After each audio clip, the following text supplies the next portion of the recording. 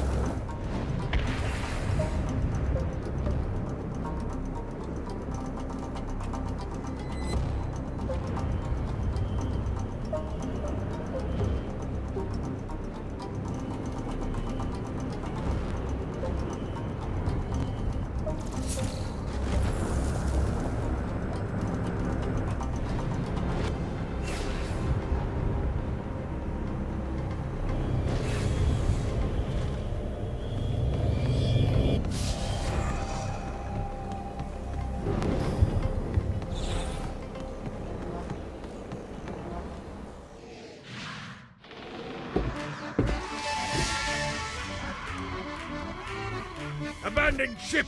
We've been boarded!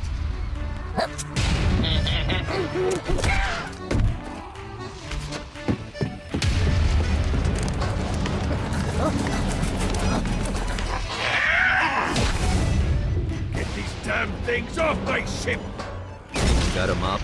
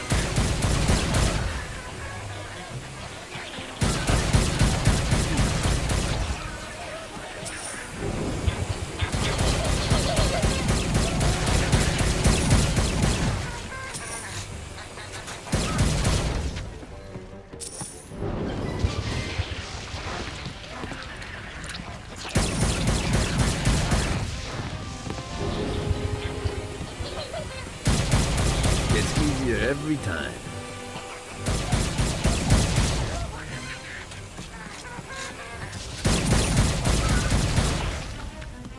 I got a bit of treasure in that chest over there. The weapon you find inside may help with our little imp problem. Ooh.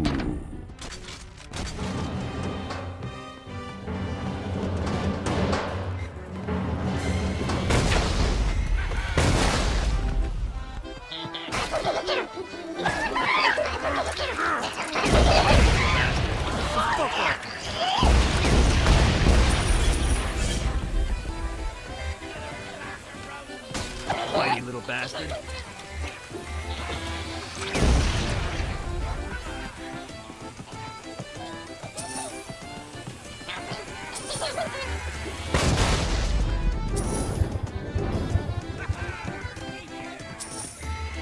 Never should have fucked with me.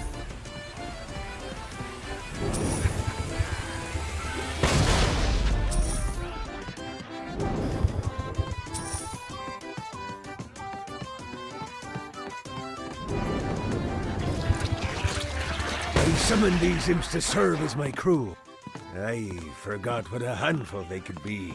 Once aboard, they wouldn't listen to their captain. They ran amok in the bowels of the ship.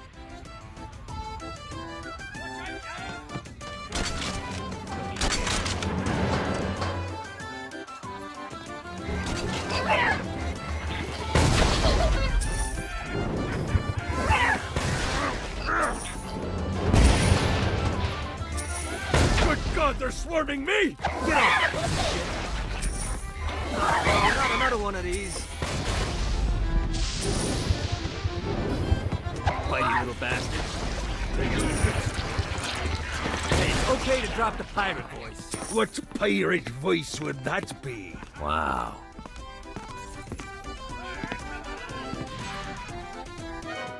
Zinyak's destruction of Earth had a profound impact on the afterlife. To heaven, it was a logistical nightmare. St. Peter's meticulous nature drove purgatory wait times to unbearable levels. Meanwhile, in hell, where souls in pain were used as currency, it created a new era of prosperity for the wickedly enterprising. This economic boon resulted in the coffers of hell to be overflowing, which in turn piqued the interest of the most notorious man that sailed the seven seas. Long had Blackbeard been a thorn in Satan's side, robbing tax collectors on a semi-regular basis. But the promise of an immeasurable fortune drove him to be even bolder. An arrangement was reached. Blackbeard would provide information on strategic targets in exchange for a share of the profit. Johnny, who was interested in murder, not money, happily agreed.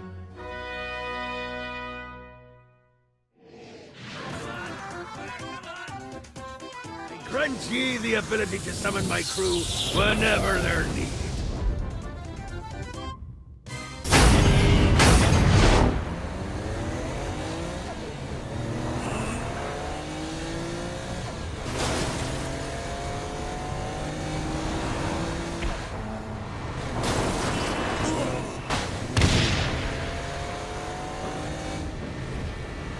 Note to self, find a way to control lightning.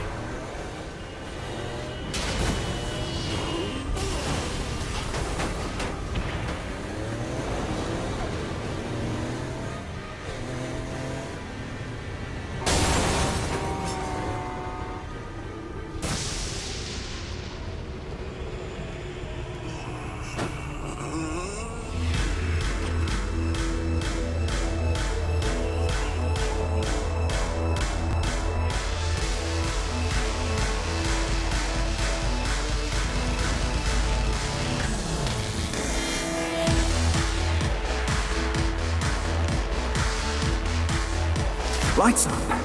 William Shakespeare, humanity's greatest playwright, and hell's most diabolical purveyor of entertainment, looks on as a brave mortal on an Orphean quest enters. The bard's interest is piqued, and he looks to test his visitor's mettle.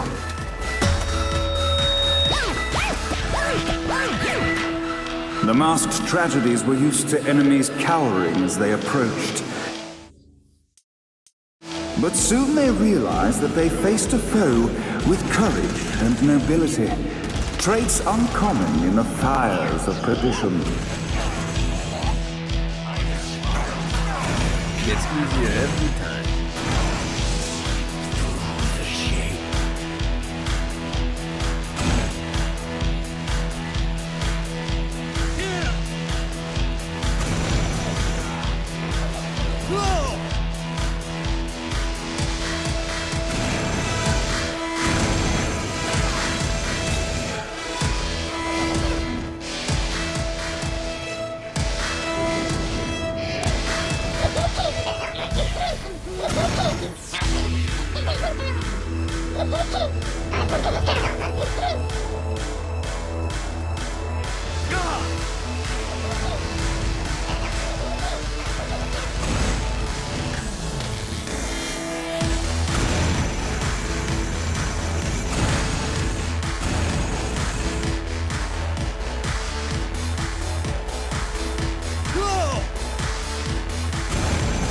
The inciting incident resolved.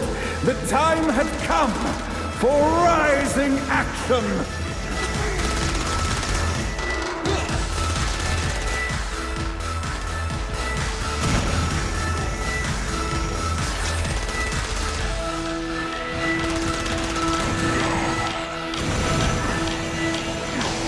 The battle raged on below, and as bullets and blood flew, the bard arched a curious eyebrow. Could this mortal be the exact thing that Shakespeare needed?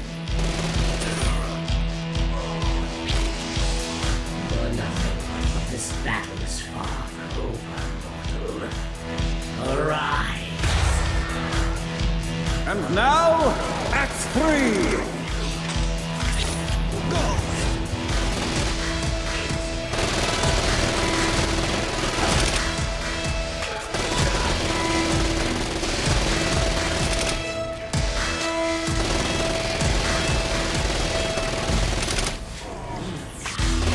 conflict resolved, Shakespeare eagerly awaited meeting the champion that dispatched so many of his men. Undoubtedly, they were here for the Bard's aid, and while happy endings were not a thing found in hell, Shakespeare always had a soft spot for comedies. In the land of the living, William Shakespeare is regarded as one of the most prolific playwrights of all time. However, to the denizens of hell, the bard is seen in a far different light. After selling his soul for fame and adoration, Shakespeare served in hell as Satan's spy master general. In doing his duty, Shakespeare would punish the souls he was investigating by forcing them to perform in grotesque passion plays for Satan's amusement. But in a Twelfth Night-esque twist, Shakespeare found himself living a double life. While he projected an image of cruelty, his heart was as soft as Jezebel's. In secret, he would tutor her on the classics and act out the works of his mortal days. When Satan found out, he cast Shakespeare out of the palace, believing that the poet would be tormented by the populace of hell, far out of Jezebel's sight. But Satan had not counted on the bard's cunning. Embracing his persona of master torturer, Shakespeare and his followers, the tragedies, took root in the entertainment district, biding their time for revenge.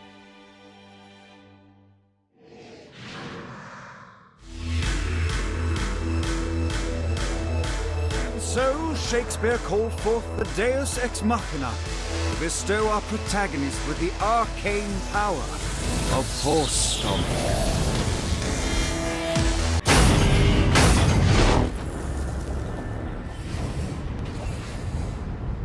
God, this feels good.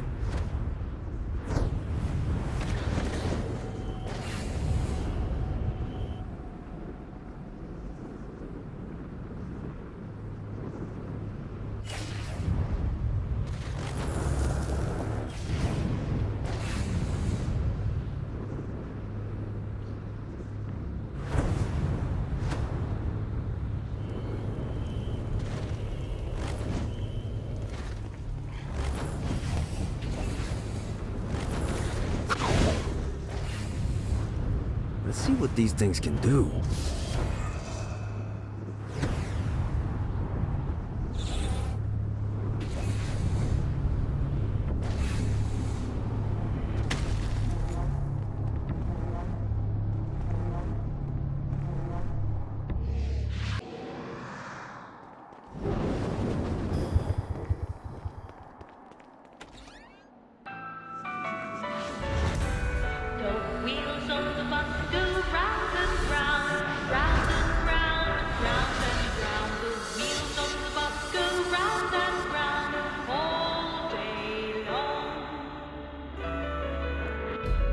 The horn on the bus goes beep, beep, beep, beep, beep, beep, beep, beep, beep.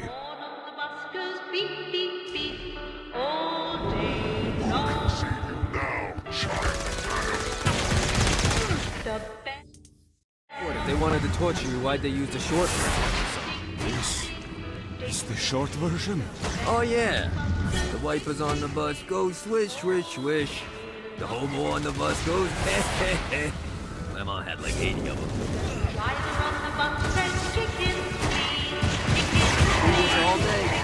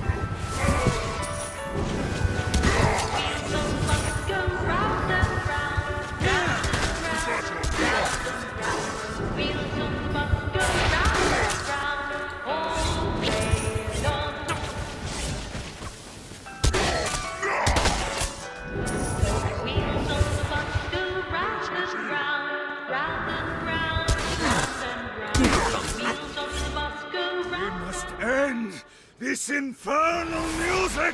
Come, let us return to my castle, so we may plot our next steps in proper surrounds.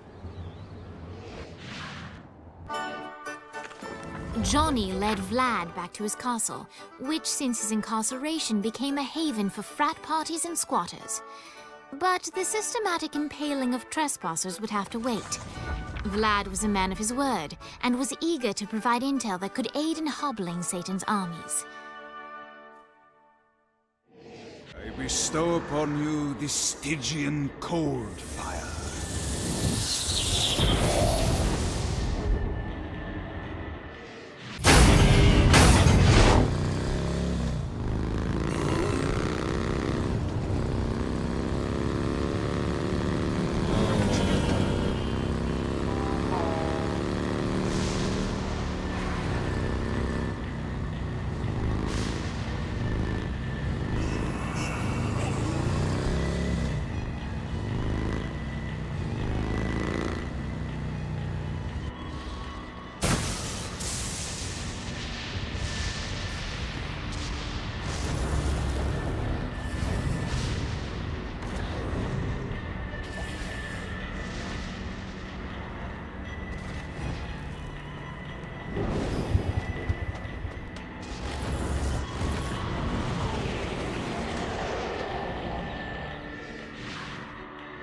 We're standing in a parking garage. I don't like it either, but Centerpool isn't giving us many options. I can't believe they tried to force us out. I can't believe you forgot the mimosas. I think we have bigger problems. I don't think you realize how much I love mimosas. I can't help but notice that people are trying to kill you. Yeah, they're really big on that here. What did you do? Is now really a good time? We can wait until we're done shooting people. Well, I'm great at multitasking. Remember when we offered you a deal on that airplane and you responded by killing everyone? Yeah. It's like that, but worse.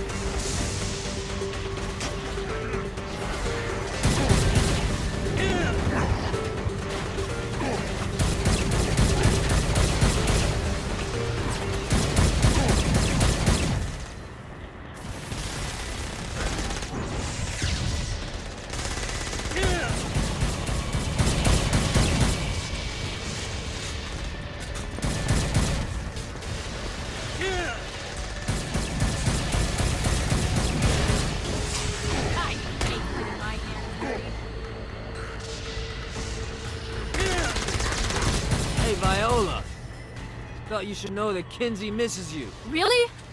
That's so sweet. Who's Kinsey? You remember Kinsey. She was that hacker that Matt Miller hated. Isn't she crazy? You know, she really grows on you.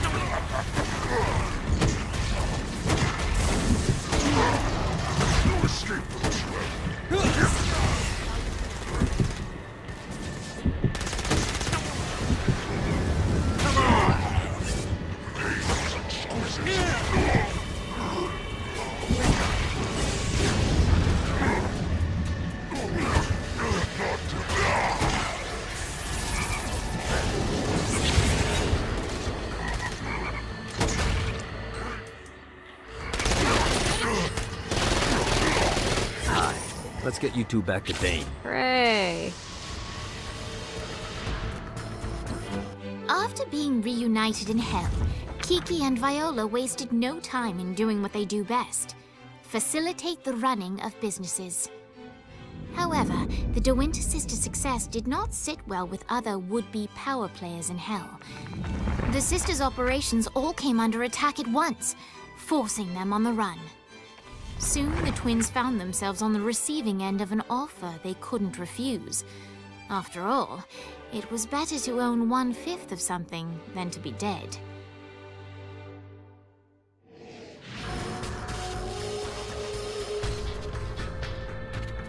You helped us, now let us help you. Here's a little something made popular by another group of sisters, the Gorgons.